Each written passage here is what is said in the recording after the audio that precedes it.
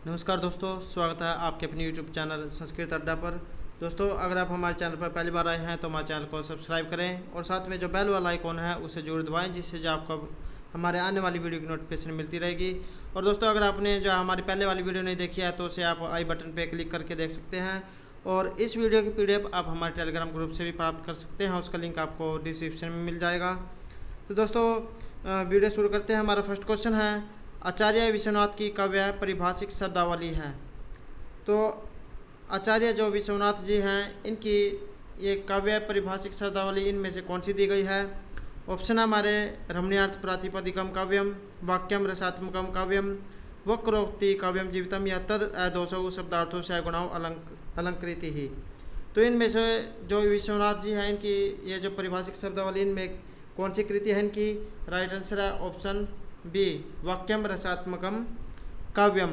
दोस्तों, ये जो क्वेश्चन है आपके जो प्रीवियस एग्जाम है उसमें आए हुए हैं, और इन क्वेश्चनों में से जो एग्जाम में आते ही रहते हैं, और जो आने वाले जो एग्जाम हैं उनमें भी जो इनमें से क्वेश्चन पूछे जाएंगे, इसलिए इन क्वेश्चनों को आपको अच्छे से याद कर लेना है। और दोस्तों, हमारे साथ अंत तक बने रहिएगा और वीडियो को स्किप मत कीजिएगा। अगर आप स्किप करते हैं तो इससे जो आपका अधूरा ज्ञान मिलेगा, इसलिए वीडियो को स्किप मत कीजिएगा और हमारे साथ अंत तक बने रहिएगा। नेक्स्ट है, सांकेतिक अर्थ बोधक शक्ति है। तो ये जो सांकेतिक अर्थ बोधक शक्ति कौन सी होती है? ऑप्शन हमारे तात्पर्य, अभिधा, लक्षणा या व्यंजना। तो सांकेतिक अर्थ बोधक शक्ति ये होती है अभिधा शक्ति। शक्तियाँ जो तीन होती हैं, अभिधा, लक्षणा, व्यंजना। तो यहाँ पर जो सांकेतिक जो शक्ति के बारे में पूछा गया है, तो राइट आंसर है ऑप्शन बी। नेक्स्ट है, राम लक्ष्मणों में व्यंजना है। तो राम और लक्ष्मण, इसमें किस व्यंजना का प्रयोग हुआ है? ऑप्शन हमारे संयोग, विरोधिता, साहचर्य या अर्थ।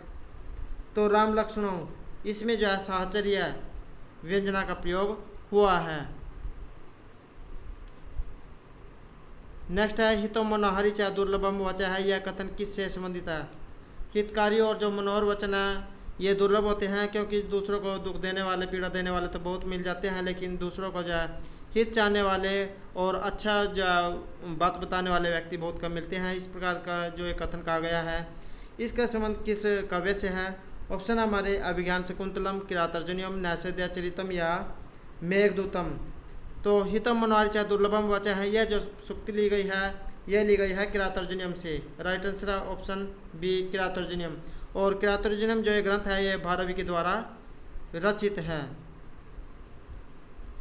दोस्तों, अगर आपको हमारे क्वेश्चन अच्छे लगते हैं तो लाइक जरूर कीजिएगा और कमेंट बॉक्स में लिखिएगा कि आपको हमारे क्वेश्चन कैसे लगे हैं। और अगर आपने अभी तक हमारे चैनल को सब्सक्राइब नहीं किया तो सब्सक्राइब कर ले, और साथ में जो बेल वाला आइकॉन है उसे जरूर दबाएं, जिससे जो आपको हमारे आने वाली वीडियो की नोटिफिकेशन मिलती रहेगी।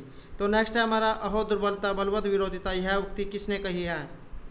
तो अहो दुर्बलता बलवत विरोधिता, इस यह जो उक्ति है किसके द्वारा कहा गई है? ऑप्शन हमारे भीम, द्रौपदी, दुर्योधन या इनमें से कोई नहीं। तो ये जो उक्ति है किसके द्वारा कही गई है? तो राइट आंसर है ऑप्शन डी, इनमें से जो है किसी के द्वारा नहीं कही गई है। नेक्स्ट है, अभिज्ञान शकुंतलम में अंगिरस कौन सा है? तो ये जो कालिदास, महर्षि कालिदास के द्वारा रचित जो ग्रंथ है अभिज्ञान शकुंतलम, इसमें किस रस का प्रयोग हुआ है? ऑप्शन हमारे वीर का, श्रृंगार रस, करुण रस या शांत रस। तो अभिज्ञान शकुंतलम जो नाटक है इसमें जो है श्रृंगार रस का प्रयोग हुआ है। राइट आंसर है ऑप्शन बी, श्रृंगार रस का जो इसमें प्रयोग हुआ है। नेक्स्ट है, किसी प्राकृत अर्थात प्रस्तुत वस्तु की अप्रस्तुत वस्तु के रूप में संभावना प्रकट करने पर किस अलंकार का प्रयोग होता है? कौन सा अलंकार जो इसमें होता है? अगर कोई जो प्रकृत अर्थात जो प्रस्तुत है और उसकी जो अप्रस्तुत वस्तु के रूप में संभावना दिखाई जाए तो वहाँ पर कौन सा अलंकार होगा? तो ऑप्शन हमारे अनुप्रास, श्लेष, उत्प्रेक्षा या यमक। तो वहाँ पर होगा उत्प्रेक्षा, जहाँ पर जो है ये संभावना जो शब्द है अगर ये आ जाता है तो वहाँ पर जो है उत्प्रेक्षा अलंकार होता है, जहाँ पर प्रस्तुत वस्तु के होने पर भी अप्रस्तुत दिखाया जाए। अगर कोई वस्तु जो है मौजूद है मौके पर, लेकिन उसको जो है ये दिखाया जाए कि ये वहाँ पर नहीं है, तो उसकी जो अगर वहाँ पर संभावना दिखाई जाए तो वहाँ पर उत्प्रेक्षा अलंकार होता है। नेक्स्ट है उपमान की अपेक्षा उपमेय में अधिकता या न्यूनता का वर्णन होने पर कौन सा अलंकार होता है। तो ये जो उपमान है या इसकी अपेक्षा उपमेय में अधिकता या कमी दिखाने पर वहाँ पर कौन सा अलंकार होगा। ऑप्शन हमारे भ्रांतिमान, व्यतिरेक, अपनुति या दृष्टांत। तो उपमान की अपेक्षा उपमेय अधिकता या न्यूनता होने पर वहाँ पर व्यतिरेक अलंकार होता है। राइट आंसर है ऑप्शन बी। नेक्स्ट है अभिज्ञान शकुंतलम में विदूषक का चित्रण हुआ है। तो ये जो अभिज्ञान शकुंतलम नाटक है इसमें जो विदूषक पात्र होता है, जो जिस प्रकार जो है फिल्म में एक जो है करेक्टर होता है दर्शकों को हंसाने वाला, तो इसी प्रकार से जो नाटक होता है अभिज्ञान शकुंतलम, इसमें भी जो है एक विदूषक पात्र है जो दर्शकों को मनोरंजन करने का काम करता है। तो इसका जो ये चित्रण हुआ है वह ये किस अंक में हुआ है। ऑप्शन हमारे प्रथम, द्वितीय, तृतीय या पंचम। तो इसका जो विदूषक है इसका चित्रण हुआ है द्वितीय अंक में। राइट आंसर है ऑप्शन बी। नेक्स्ट है नाटकों में प्रवेशक की भाषा होती है। तो ये जो नाटक है इसमें प्रवेशक की भाषा कौन सी होती है। ऑप्शन हमारे संस्कृत एवं प्राकृत दोनों या इनमें से कोई नहीं। तो नाटक में जो प्रवेशक होता है उसकी भाषा होती है प्राकृत। राइट आंसर है ऑप्शन बी। नेक्स्ट है साहित्य दर्पण के जो प्रथम परिच्छेद है इसका नाम बताइए। तो साहित्य दर्पण के प्रथम परिच्छेद का क्या नाम है। ऑप्शन हमारे काव्य दोष निरूपण, काव्य स्वरूप निरूपण, काव्य प्रयोजन, काव्य के लक्षण निरूपण।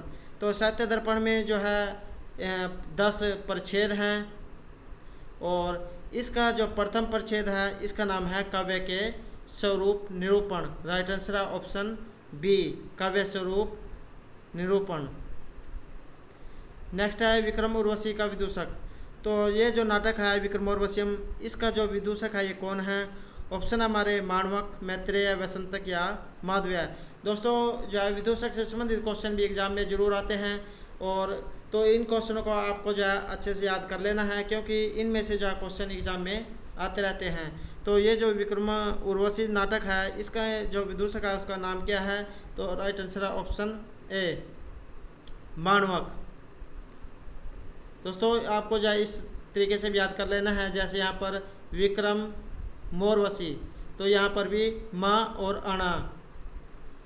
तो इस प्रकार से जो है आपको कोई भी ट्रिक बना लेनी है और इस हिसाब से जो आपको याद करना है। नेक्स्ट है मृच्छकटिकम नाटक का विदूषक। तो मृच्छकटिकम जो नाटक है शूद्रक का, तो इसका जो विदूषक है ये कौन है। शूद्रक का जो मृच्छकटिक नाटक है इसमें विदूषक कौन है, क्या नाम है उनका। ऑप्शन हमारे गौतम, माधव्य, माणवक या मैत्रेय। तो ये जो नाटक है माधव्य, तो ये जो मृच्छकटिक नाटक है इसमें कौन सा विदूषक है। तो इसमें जो है मैत्रेय विदूषक है। राइट आंसर है ऑप्शन डी, मैत्रेय। नेक्स्ट है महावीर चरित किसकी रचना है। तो महावीर चरित किन की रचना है। ऑप्शन हमारे कालिदास की, शूद्रक की, भवभूति की या अशोक घोष की। तो ये जो महावीर चरित है ये किसकी रचना है। तो ये है भवभूति की। राइट आंसर है ऑप्शन सी। नेक्स्ट है प्रियदर्शिका नाटक का नायक कौन है। तो ये जो प्रियदर्शिका नाटक है इसका नायक कौन है। ऑप्शन हमारे वस्तुमित्र, उदयन, मित्र वस्तु या दृढ़ वर्मा। तो प्रियदर्शिका जो नाटिका है इसके जो नायक है ये हैं उदयन। राइट आंसर है ऑप्शन बी, उदयन। नेक्स्ट है नागानंद के नायक का नाम।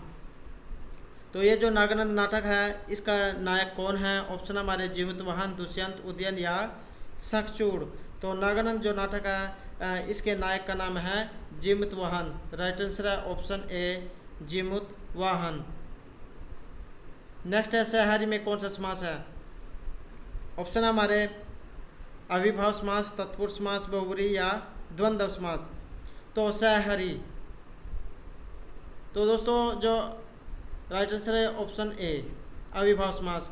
तो यहाँ पर जो है अविभाव समास क्यों हुआ है, क्योंकि जो अव्यय होते हैं वहाँ पर जो है अविभाव समास होता है और यहाँ पर स और हरि। तो यहाँ पर जो स अव्यय का प्रयोग हुआ है इसलिए यहाँ पर अविभाव समास का प्रयोग हुआ है। नेक्स्ट है उपराजम। उपराजम में कौन सा समास है? ऑप्शन हमारे बहुब्रीहि, तत्पुरुष, अविभाव समास या द्वंद्व समास। तो ये जो उपराजम है, राज्ञ समीपम उपराजम, तो उपराजम यहाँ पर भी कौन सा समास है? तो राइट आंसर है ऑप्शन सी, अविभाव समास। यहाँ पर भी जो शुरू में अव्यय का प्रयोग हुआ है उप प्लस राजम, तो राजा के समीप यहाँ पर भी जाए उप जो उपसर्ग है इसका प्रयोग हुआ है, अव्यय का प्रयोग हुआ है, तो ये इसलिए यहाँ पर जा अविभाव समास हुआ है। दोस्तों इसकी पहचान यही है कि इसमें जा शुरू में जा अव्यय दिया गया होगा, जैसे यथामति, यथाशक्ति, इस प्रकार से जहाँ पर यह शुरू में अव्यय दिया गया होगा वहाँ पर अविभाव समास होगा। नेक्स्ट है रामकृष्णौ। राम और कृष्ण, इसमें कौन सा समास है? ऑप्शन हमारे एक्सेस द्वंद्व समास, समाहार द्वंद्व समास, इतरेतर द्वंद्व समास या इनमें से कोई नहीं। तो राम कृष्णौ, राम और कृष्ण, तो इसमें किस समास का प्रयोग हुआ है? तो राइट आंसर है ऑप्शन सी, इतरेतर द्वंद्व समास का जो इसमें प्रयोग हुआ है। दोस्तों जैसे पितरौ, राम कृष्णौ, तो वहाँ पर होता है इतरेतर, समाहार होता है समूह। नेक्स्ट है चंद्रशेखर। तो ये जो चंद्रशेखर हैं इसमें कौन सा समास हुआ है? ऑप्शन हमारे समानाधिकरण बहुव्रीहि समास, व्याधिकरण बहुव्रीहि समास, तत्पुरुष समास या द्वंद्व समास। तो चंद्रशेखर हैं, चंद्रमा है शिखर पर जिसके, ऐसा कोई व्यक्ति, तो किस समास का प्रयोग यहाँ पर हुआ है? राइट आंसर है ऑप्शन बी, व्याधिकरण बहुव्रीहि समास का जो है इसमें यहाँ पर प्रयोग हुआ है। दोस्तों एग्जाम में ये भी पूछ लिया जाता है कि जो बहुव्रीहि समास है इसके कितने भेद होते हैं? तो इसके जो दो भेद होते हैं, समानाधिकरण और व्याधिकरण। नेक्स्ट है पितरौ। पितरौ शब्द का विग्रह है। तो ये जो पितरौ शब्द दिया गया है इसका विग्रह कौन सा है? ऑप्शन हमारे माता पिता च पितरौ, माता च पिता च या माता पिताश्च। तो यहाँ पर इसमें इसका विग्रह कौन सा है? राइट आंसर है ऑप्शन सी, माता च पिता च, और यहाँ पर जो द्वंद्व समास का प्रयोग हुआ है। नेक्स्ट है अब्रह्मणम में कौन सा समास है? अब्रह्मण, ऑप्शन है हमारे अविभाव समास, बहुव्रीहि समास, द्वंद्व समास या तत्पुरुष समास। अब्राह्मण, न ब्राह्मण, तो जहाँ पर भी शुरू में ये अ दिया गया होगा तो वहाँ पर जो है न तत्पुरुष समास का प्रयोग होता है। दोस्तों ये जो है आपको याद रख लेना है कि जहाँ पर भी शुरू में जो है अब्राह्मण या इस प्रकार का जो शब्द दिया गया होगा तो वहाँ पर जो है न तत्पुरुष समास होता है। राइट आंसर है ऑप्शन डी, तत्पुरुष समास। नेक्स्ट है जटाभिताप से हैं। यहाँ पर तृतीय व्यक्ति किस कारण से हैं? जटाभिताप से हैं, अर्थात जो बाल हैं, जटाएँ हैं, उसे जो है तपस्वी मालूम पड़ता है। तो इसका जो क्या कारण है, क्या लक्षण दिखाई दिए हैं इसमें? ऑप्शन हमारे इत्थम्भूत लक्षणता, कर्णता, अंग विकार या इनमें से कोई नहीं। तो जटाओं से जो है ये जो तपस्वी मालूम पड़ता है। तो राइट आंसर है ऑप्शन ए, इत्थम्भूत लक्षण। इसके जो है लक्षण दिखाई देते हैं कि ये जो है इसके लंबे लंबे बाल हैं, तो इस प्रकार देखने से लग रहा है कि ये कोई तपस्वी मालूम होता है, इसलिए यहाँ पर जो इत्थम्भूत लक्षण ये इसका हेतु है। नेक्स्ट है भू धातु लुंग लकार प्रथम पुरुष एक वचन। तो भू धातु का जो ये लुंग लकार है इसका प्रथम पुरुष और एक वचन का रूप कौन सा होगा? ऑप्शन है हमारे अभूत, अभवत, भवत, भवेत या बभू। तो भू धातु लुंग लकार प्रथम पुरुष एक वचन का रूप होगा अभूत। राइट आंसर है ऑप्शन ए, अभूत। अभू और त हलंत, तो अभूत। नेक्स्ट है पठनीय शब्द में कौन सा प्रत्यय है? तो पठनीय, ऑप्शन हमारे तव्यत, तव्य, अनियर या यत। पठनीय, पठ प्लस अनियर, तो यहाँ पर जो है अनियर प्रत्यय का प्रयोग हुआ है। राइट आंसर है ऑप्शन सी। दोस्तों यहाँ पर जो देखने से मालूम पड़ रहा है कि पठनीय, तो पठ यहाँ पर धातु है और यहाँ पर अनियर जो प्रत्यय का प्रयोग हुआ है, तो इसलिए जो है अनियर का अन्य जो शेष रह जाता है, रह का लोप हो जाता है। तो पठनीय जो है प्रत्यय है। और जो दोस्तों जो प्रत्यय होता है ये जो है शब्द के बाद में लगता है और जो उपसर्ग होता है इस शब्द के शुरू में लगता है। नेक्स्ट है देय में कौन सा प्रत्यय है? ऑप्शन है हमारे सत्री, सानस, तव्यत या यत। देय राइट आंसर है ऑप्शन डी। दोस्तों ये जो क्वेश्चन है एग्जाम में बार बार पूछा जाता है, तो यहाँ पर जो है दा धातु है और यत जो है प्रत्यय है। देय राइट आंसर है ऑप्शन डी। अगला क्वेश्चन है यह वर्ण का उच्चारण स्थान। ऑप्शन है हमारे कंठ, तालु, मूर्धा या दंत।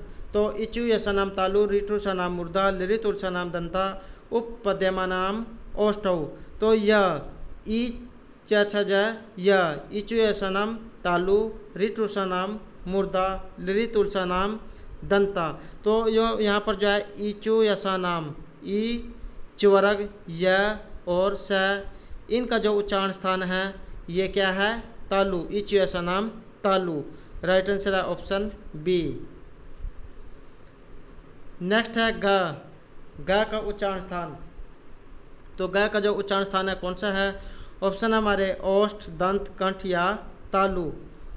तो इचु यशा नाम तालु, ऋतु सा नाम मूर्धा, लिरित उर्सा नाम दंता, कुह विसर्जन नाम कंठ। तो अ और क कवर्ग। तो कवर्ग के अंदर कौन कौन से आते हैं? क ख ग घ अंग। तो इनका जो है उच्चारण स्थान कौन सा है? अकुह विसर्जन नाम कंठ। राइट आंसर है ऑप्शन सी कंठ। नेक्स्ट है नैषधेय चरितम। तो ये जो नैषधेय चरितम है इसमें कितने सर्ग हैं? ऑप्शन हमारे 18, 20, 22 या 27। तो नैषधेय चरित में जो है कितने सर्ग हैं? राइट आंसर है ऑप्शन सी। तो इसमें जो है 22 सर्गों का इसमें जो है 22 सर्ग हैं। नेक्स्ट है बोधचरित। बोधचरित में जो सर्ग है इनकी संख्या कितनी है? तो बोधचरित ऑप्शन हमारे 28, 32, 35 या 37। तो बोधचरित में सर्गों की संख्या है 28। और बोधचरित और जो सौंदर्यानंद है ये जो दो काव्य हैं ये अशोक घोष के द्वारा लिखे गए हैं। तो दोस्तों आपको ये भी याद रख लेना है कि अशोक घोष के द्वारा जो रचित ग्रंथ है कौन कौन से हैं। तो बोधचरित और सौंदर्यानंद जो है ये अशोक घोष के द्वारा रचे गए हैं। अगला क्वेश्चन है शिवराज विजय। शिवराज विजय में जो है कितने निश्वास हैं? ऑप्शन हमारे 10, 12, 8 या 6। तो अंबिका दत्त का जो है शिवराज विजय है और इसमें कितने जो है निश्वासों का प्रयोग हुआ है? तो इसमें जो है 12 निश्वास हैं। नेक्स्ट है तिलक मंजरी, किसकी रचना है? ऑप्शन हमारे विद्यापति की, कलहण की, धनपाल की या अगस्त्य की। तो तिलक मंजरी किनकी रचना है? राइट आंसर है ऑप्शन सी, धनपाल की जो है तिलक मंजरी है। कलहण की राजतरंगिणी और विद्यापति की जो है पद्मावती। नेक्स्ट है ऋतु संहार। ऋतु संहार क्या है? ऑप्शन हमारे एक महाकाव्य है, गद्य काव्य है, गीति काव्य है या नाटक है। तो मेघदूत और ऋतु संहार ये दोनों क्या है? गीति काव्य है। ये यहाँ पर जो ऋतु संहार है ये गीति काव्य है। तो दोस्तों ये थे हमारे आज के संस्कृत के महत्वपूर्ण क्वेश्चन। दोस्तों अगर आपको हमारे क्वेश्चन अच्छे लगे हों तो हमारे चैनल को सब्सक्राइब कीजिएगा और साथ में जो बेल वाला आइकॉन है उसे जरूर दबाएं, जिससे जो आपको हमारे आने वाली वीडियो की नोटिफिकेशन मिलती रहेगी। और दोस्तों हमारे साथ अंत तक बने रहने के लिए धन्यवाद।